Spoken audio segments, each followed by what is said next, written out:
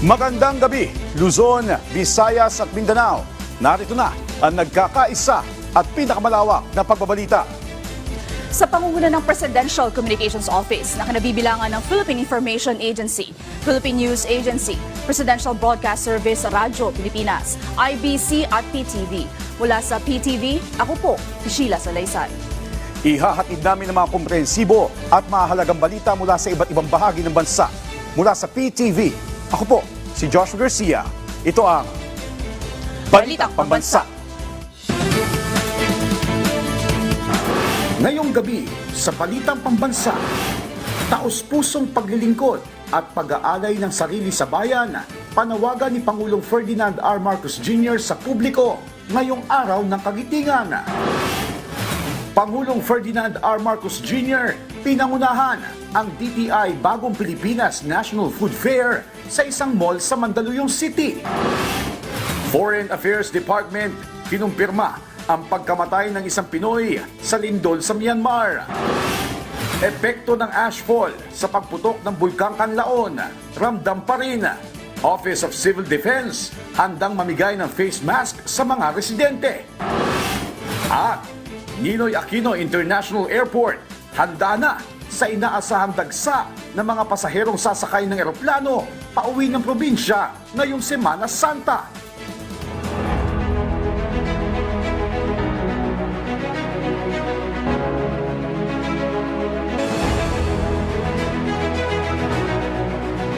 Una po sa ating mga balita, binigyang pugay ni Pangulong Ferdinand R. Marcos Jr. ang mga war veteran sa pagunita na ika-83 taong anibersaryo ng Araw ng Kagitingan. Ang detalye sa Balitang Pambansa ni Kenneth Pasyente ng PTV Manila. Hindi giyera ang sagot para maresolba ang anumang kaguluhan. Yan ang aral na mapupulot sa mapait na karanasan ng bansa sa ikalawang digmaang pandaigdig ayon kay Pangulong Ferdinand R. Marcos Jr. Sinabi yan ng Pangulo sa kanyang pangunguna sa paggunita ng ika-83 taong anibersaryo ng Araw ng Kagitingan ngayong taon. Punto niya, ang aral na ito ang dapat dalhin hanggang sa kasalukuyang panahon. We celebrate the lessons that have been learned through this very terrible hardship and very terrible experience. The lessons that we learn are that the solution to war is not more war, and that the solution to war is only peace.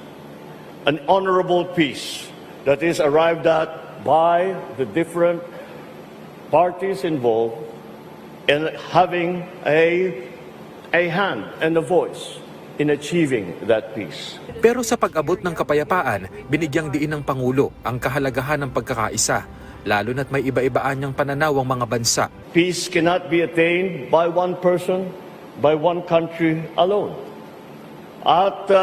And that we have to bring together all the parties that are involved.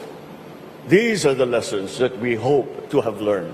Bagay na sinigundahan naman ng Japan at Estados Unidos. Ayon kay Japanese Ambassador Endo Kazuya, sa kabila ng masalimuot na nakaraan, mas tumatag pa ang ugnayan ng Japan at Pilipinas sa pagsusulong ng kapayapaan. The bond between Japan and the Philippines has reached an unprecedented level of friendship and cooperation under the leadership of President Marcos. This is clearly demonstrated in our shared efforts to enhance security and law enforcement capabilities. These include the transfer of air surveillance radar systems to the Philippine Air Force and the provision of multi-role response vessels to the Philippine Coast Guard. Notably, the Philippines is the only country that received Japan's official security assistance for 2 consecutive years. Habang ang US, binigyang diin ang mas matibay na bilateral relations nito sa bansa. Following the war, our nations worked to rebuild together. The shared experience of the United States and the Philippines during and after the war forged unbreakable bonds between our two peoples. These bonds are now the foundations of the ironclad US-Philippine alliance. Hindi naman nakaligtaan ng Pangulo na kilalanin ang ambag ng mga veterano na nag-alay ng kanilang buhay at kaligtasan para sa tinatamasang kapayapaan at kalayaan ng kasalukuyang panahon. Pero hindi anya ito dapat mabaon sa limot, kaya marapat lamang na taon-taon na alalahanin ng mga sakripisyo at hirap ng mga veterano. We celebrate today the heroism of all those who fought here in Bataan. And we celebrate the peace that was hard-earned by the blood and the sacrifice of all our servicemen. Wala nang hihigit pa sa sakripisyong ipinamalas ng mga bayaning ginugunita natin ngayon. Inialay nila ang sariling buhay para sa kapayapaan at kalayaan ng bayan. Ito ay pinapasalamatan namin bilang isang post-veteran. Ito ay nare-recognize yung aming mga nagawa nung kami pa ay nasa serbisyo pa. Bukod sa mga veterano, kinilala rin ng Pangulo ang mga sibilyan na magigiting na humaharap sa hamon araw-araw. Ipinagdiriwang ang araw ng kagitingan tuwing ika-9 ng Abril, kasabay ng anibersaryo ng pagbagsak ng Bataan noong panahon ng Philippine Defense Campaign mula 1941 hanggang 1942, kung saan buong tapang na lumaban ang mga puwersang Pilipino at Amerikano laban sa mga puwersa ng Japanese Imperial Army. Mula PTV Manila, Kenneth Pasyente, Balitang Pambansa. Pinangunahan ni Pangulong Ferdinand R. Marcos Jr. ang paglulunsad ng bagong Pilipinas Marketplace sa Mandaluyong City. Magsisilbi itong online platform sa mga produktong Pilipino na magpapalakas sa micro, small and medium enterprises. Ang detalye sa Balitang Pambansa ni Harley Balbuena ng PTV Manila. Isinulong ni Pangulong Ferdinand R. Marcos Jr. ang pagpapalakas sa micro, small, and medium enterprises na nagbebenta ng mga pagkaing Pinoy. Kasama sina First Lady Liza Arneta Marcos, Presidential Son Vinnie Marcos, at iba pang opisyal. Nag-ikot ang Pangulo sa local MSMEs sa National Food Fair ng Department of Trade and Industry sa SM Mega Mall sa Mandaluyong City. Ayon sa Pangulo, ang mas malakas na food MSME industry ay lilika ng maraming oportunidad at magbibigay daan din sa pagpasok ng karagdagang investment sa Pilipinas. Such initiatives and support stands as essential pillars in ensuring that our MSMEs remain competitive in an ever-changing market. With these efforts to strengthen our local industries, we are indeed positioning the Philippines as a prime investment destination. Pinangunahan din ng Pangulo ang paglulunsad sa bagong Pilipinas Marketplace na magsisilbing online platform para sa produktong Pilipino. It is an initiative set to become a robust business-to-business e-commerce platform that will highlight the products and services that are proudly Filipino. We are also opening opportunities for our food entrepreneurs, our communities, and of course, our heritage. Nakiisa sa National Food Fair ang nasa 250 Pinoy food MSMEs mula sa iba't ibang lalawigan.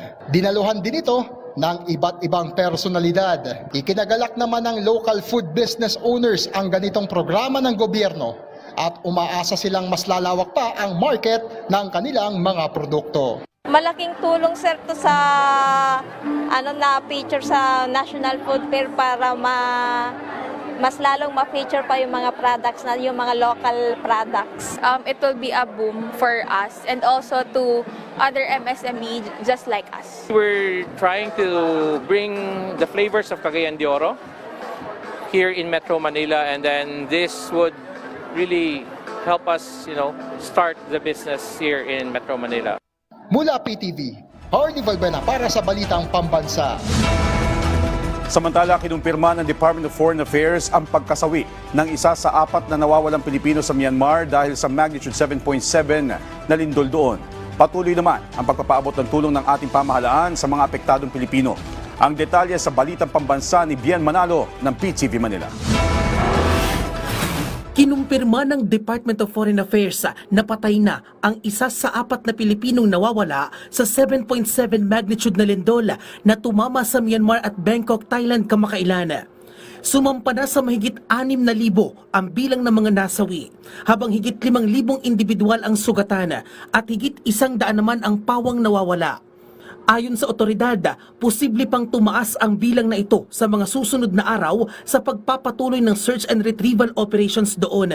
Patuloy ang pakikipag-ugnayan ng Department of Migrant Workers sa DFA at Philippine Embassy sa Myanmar sa pagpapaabot ng tulong sa mga Pilipinong apektado ng malakas na lindol.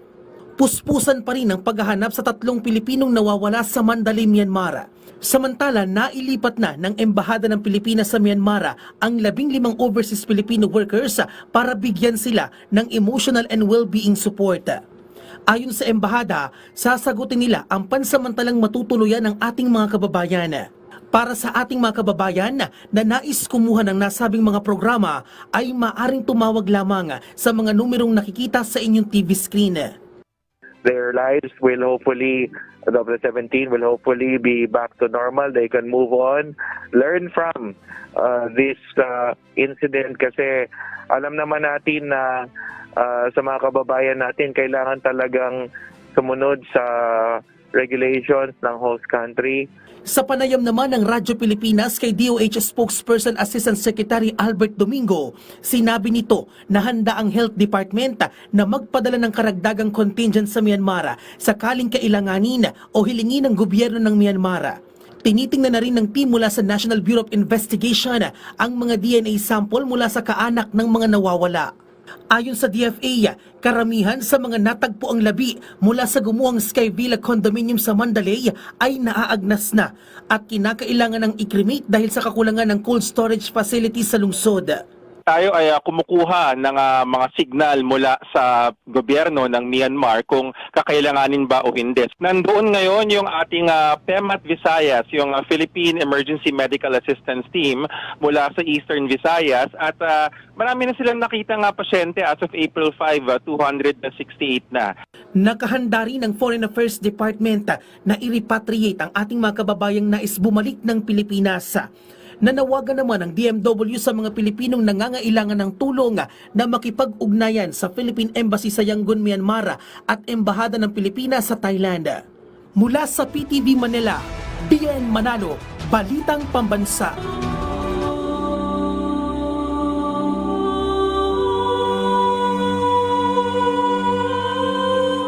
Patuloy ang paghahanda ng Ninoy Aquino International Airport para sa inaasahang pagdagsa ng pasahero sa Semana Santa.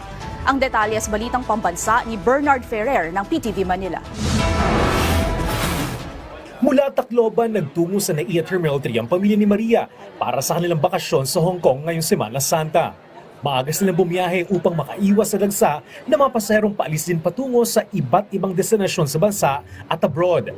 Bakit Hong Kong yung napili ninyong destination for Holy Week? Kasi may bata kami, tapos gusto niya sa Disneyland kayo magpunta.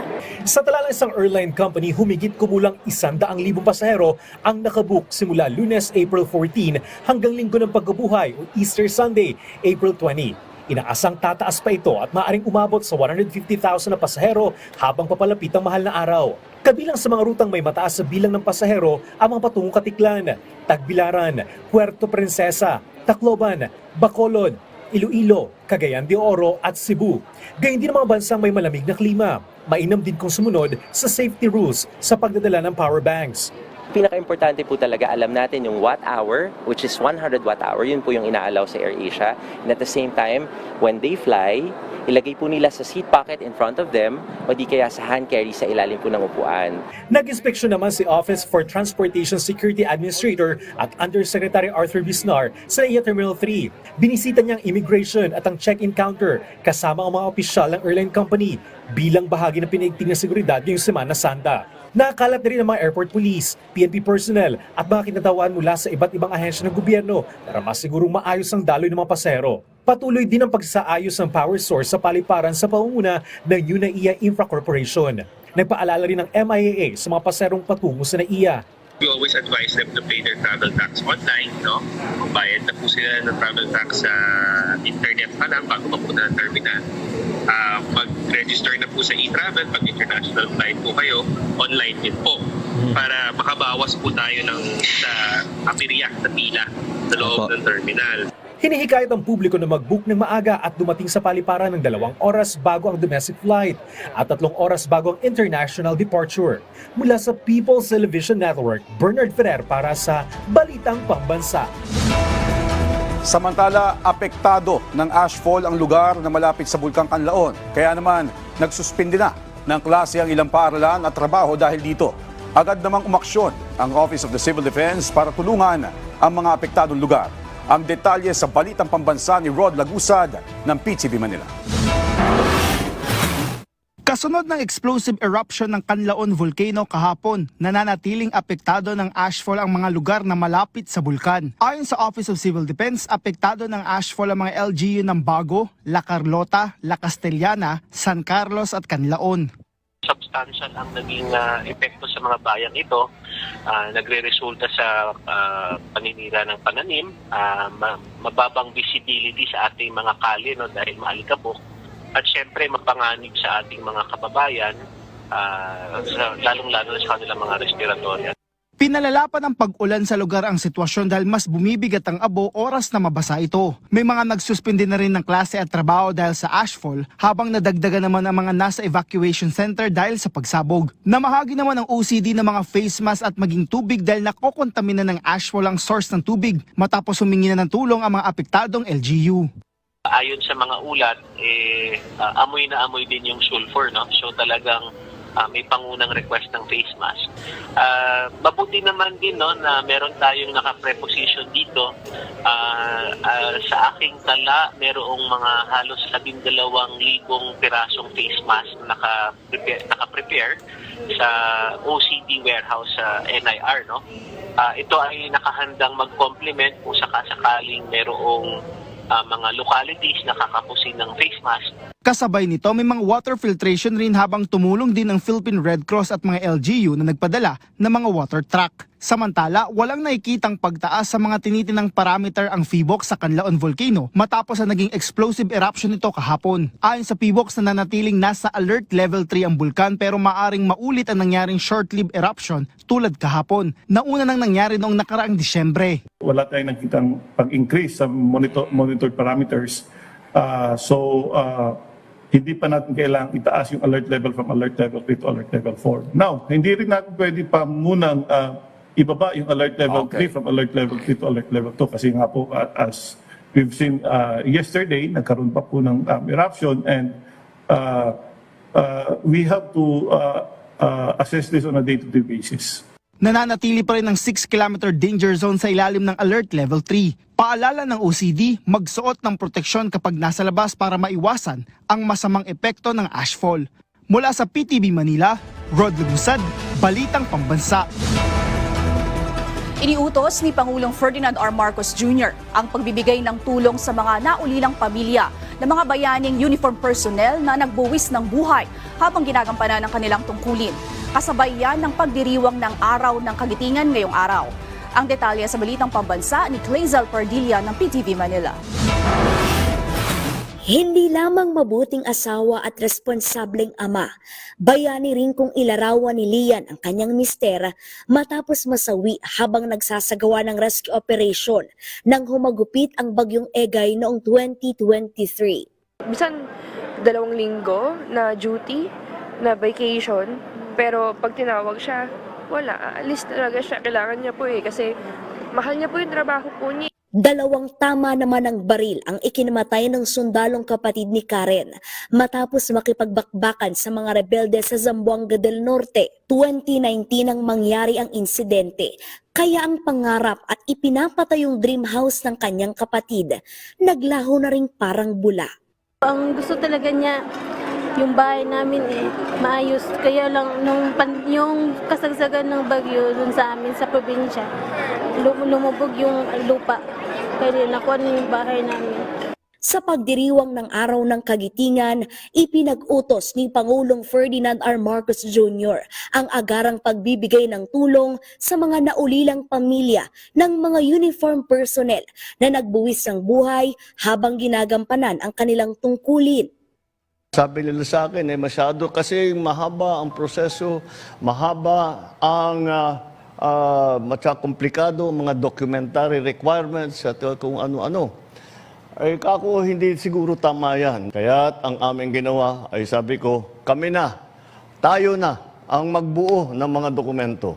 Tayo na ang mag-ayos ng kanilang mga pangangailangan upang maging mas makabuluhan ang ating selebrasyon sa araw ng Kagitingan, upang mas mabibigyan ng kahulugan ang ating ginagawa ngayong araw na ito.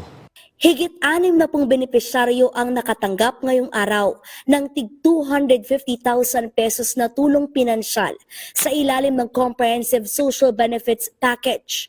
Kabuang 500,000 piso ang iaabot sa kanila na ibibigay ng 2 tranche. Naglaan din ng iba't ibang uri ng benepisyo ang pamahalaan gaya ng scholarship, tulong medikal, kabuhayan at trabaho. Layo ng CBSP na makatulong sa mga naulilang pamilya ng mga uniform personnel na nasawi habang naglilingkod sa bayan.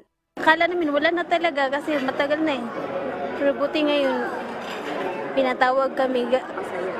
Sobrang saya po kasi nung isang taon nawala yung bahay namin, tapos ngayon may blessing na naman dumating. Sobrang helpful naman po. I mean, may iba na rin po kami na-receive and sobrang natutuwa po kasi isa doon yung education ng bata. Hindi man masusuklian ang kanilang sakripisyo para sa bayan, nais iparamdam ng administrasyon ni Pangulong Marcos ang presensya ng pamahalaan sa mga naiwang pamilya ng ating mga bayaning nag-alay ng buhay para sa kapakanan, kaligtasan at kapayapaan ng ating bayan. Mula sa PTV Manila, Kalezal Pardilla, Balitang Pambansa. Inaasahang mas lalago pa ang ekonomiya ng bansa hanggang sa susunod na taon. Ayon yan sa latest forecast ng Asian Development Bank, pangatlo ang Pilipinas sa mga bansa mabilis ang paglago ng ekonomiya sa Timog Silangang Asya na may gross domestic product na 6% ngayong taon at 6.1% na projected GDP para sa susunod na taon mula sa 5.6% na paglago noong nakaraang taon. Ang tuloy-tuloy na pagbibigay prioridad ng pamahalaan sa social services at infrastructure projects, maging ang katamtamang inflation ang nagpapatibay sa paglago ng ekonomiya ng Pilipinas ngayong 2025 at sa susunod na taon. Kabilang din dito ang malakas na domestic at global demand para sa mga semiconductor na mas pinalalakas ng pag-usbong ng artificial intelligence.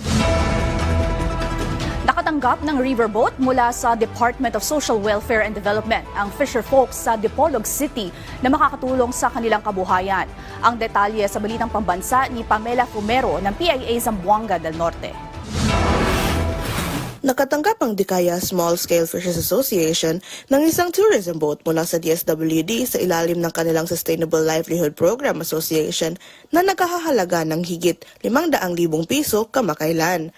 Kasalukuyang nakadaong sa Biasong River, ang proyektong ito ay inaasahang makatutulong sa turismo sa pamamagitan ng mga river cruise na kasama sa mga paparating na tourism packages galing sa City Tourism Office.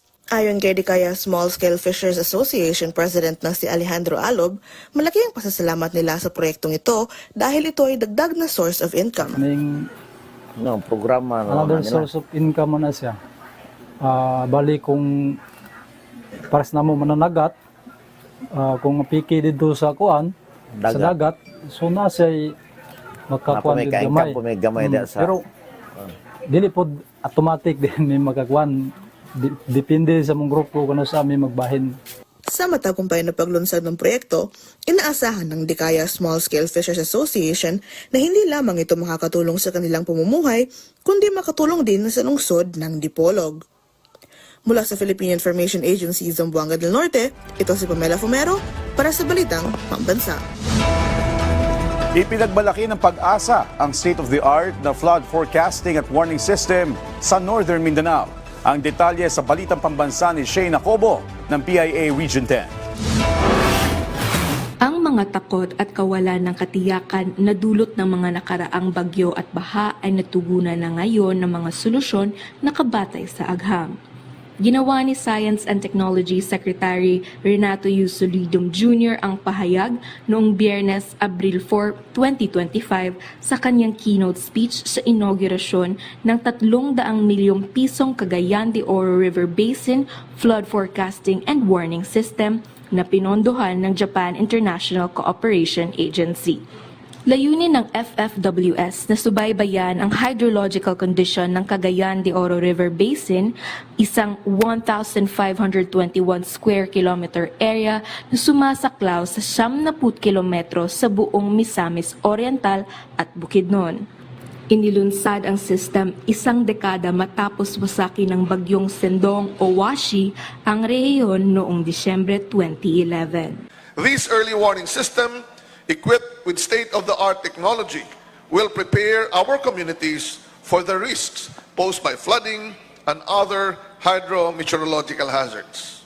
Will empower communities and disaster risk managers with real-time critical information, enabling swift and effective responses. Itinuturing na pinaka-advance sa uri nito sa bansa. Ang sistema ay kinabibilang sa 13 telemeter rainfall at water level gauge, 2 X-band radar site, at isang backbone telecommunication network na magbibigay daan sa CDORB Flood Forecasting and Warning Center na magbibigay ng napapanahon at tumpak na mga babala sa baha sa mga apektadong komunidad. Mula sa Philippine Information Agency Region 10, Shayna Cobo para sa Balitang Pambansa. Tiniyak ng Dagupan City LGU ang sapat na supply ng bangus ngayong tataas ang demand nito sa Semana Santa. Ang detalye sa Balitang Pambansa ni Ricky Kasipit ng Radyo Pilipinas, Dagupan. Hindi na bago sa mga supplier dito sa Dagupan City ang pagtaas ng demand sa bangus tuwing Semana Santa. Kaya ngayon pa lang ay sinisigurado na ng lokal na pamahalaan at mga supplier ang matatag na supply ng Dagupan bangus na napupunta sa iba't ibang pamilihan sa bansa. Yearly naman ho, inaasahan na ho ito ng Magsaysay Market.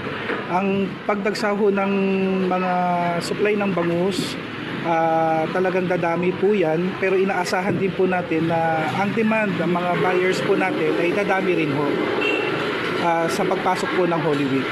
Kampante ang Dagupan City LGU na kayang punan ng industriya ang pangangailangan para rito dahil na rin sa matatag na bangus industry ng lungsod. Natuto na rin kasi sa production programming ang industriya ng bangus sa Dagupan kung saan itinataon ang pagsisimula ng pag-aalaga ng bangus upang matugunan ang inaasahang pagtaas ng demand nito. Sustainable po yung ating supply. Sa ngayon, continuous po ang aming monitoring din sa market at lumalabas na yung ating daily na pagpasok po ng bangus sa Magsaysay Market na 55 metric tons po yan. Naglalaro po palagi yan dyan at hindi po tayo nagtutulan sa supplies. Bukod sa monitoring para masiguradong dekalidad ng isdang bangus ang napupunta sa ibang pamilihan sa bansa, nagpapatuloy rin ang bangus labeling upang maisulong ang bangus industry. Gayun din ang hanapbuhay ng maraming mangingisda sa Dagupan City. Mula sa Radyo Pilipinas Dagupan, Ricky Kasipit para sa Balitang Pambansa.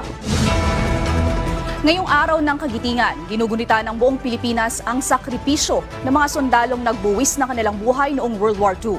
Ang detalye sa Balitang Pambansa ni Quenzel Bocobo ng IBC 13. Isa sa mahalagang araw para sa Philippine Army ay ang Araw ng Kagitingan kung saan ginugunita ng buong Pilipinas ang sakripisyo ng mga sundalo noong World War II. Kabilang na riyan ang naging marcha ng ating mga bayani sa Bataan noong April 9, 1942 o mas kilala bilang Bataan Death March. Ngunit para sa mga sundalong katulad nila Sergeant Camansi at Private First Class Luneza, inspirasyong maituturing ang araw na ito. Para sa akin, malaking importansya ang pag-celebrate ng Araw ng Kagitingan dahil ito ay pag-alaala para sa ating mga bayaning nagsakripisyo sa kanilang buhay, para sa ating kalayaan na tayo ay mamuhay ng payapa sa ngayon. Ito ay nagbibigay inspirasyon sa amin upang gampanan ang aming responsibilidad sa aming bayan. Simula pa noong Sabado, iba't ibang seremonya na ang inialay ng ating mga tropa para sa mga veterano. Kabilang na dito ang sunrise ceremony nitong Sabado, April 5, kung saan nag-alay ang mga otoridad ng bulaklak sa Tomb of the Unknown Soldier o TUCS. Ayon naman kay Philippine Army spokesperson Louis de Maala, kahit na special day ito para sa kanila, ay nakatutok pa rin ng buong sundalohan sa kanilang security deployment, lalo na't ongoing pa rin ang mga local checkpoints dahil sa kasagsagan ng election campaigns. Natiliin ang patuloy na pagkakaroon ng isang maayos at matatag na disiplina para tayo ay makapagsilbi sa ating bayan, makapagsilbi sa ating mga kababayan. Isa naman sa mga sikat na puntahan ngayong araw ay ang libingan ng mga bayani. Bukas ito sa publiko simula alas 6 ng umaga hanggang alas 6 ng hapon. Bilang paggunita sa kabayaniyang ipinamalas ng ating mga kababayan, itinataas ng Philippine Army sa kalahati ng poste ang bandila ng Pilipinas. Half-mast ang tawag dito at simbolo ng respeto para sa sakripisyo ng bawat Pilipino. Mula sa IBC 13, Quenzel Bocobo para sa Balitang Pambansa. At dyan po nagtatapos ang 30 minutong ulat sa bawat sulok ng bansa. Samahan niyo kami muli mamayang alas 9:30 ng gabi para sa updated at pinalakas pang balitaan mula sa PTV. Ako po, si Josh Garcia. Ito ang pinalawak na puwersa sa pangunguna ng Presidential Communications Office, kabilang ang Philippine Information Agency, Philippine News Agency, Presidential Broadcast Service Radyo Pilipinas, IBC at PTV. Mula sa PTV, ako naman po si Sheila Salaysay. Hatid sa inyo ang komprehensibong paghimay sa mahalagang usapin. Dito lang sa Balitang Pambansa.